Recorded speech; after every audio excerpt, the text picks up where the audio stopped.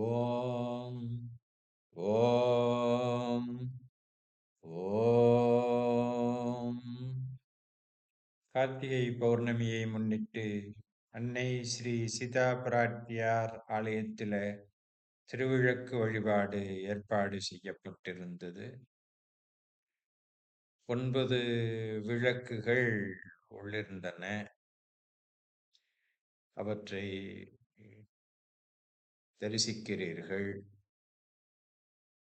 அடுத்தபடியாக திருவிளக்கு வழிபாடு நிறைவுற்றவுடன் ஜலலிங்க அபிஷேகம் நடைபெற்றது.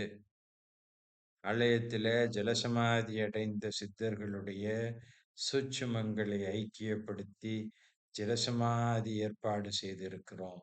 அந்த அபிஷேகத்தை தரிசிக்கிறீர்கள்.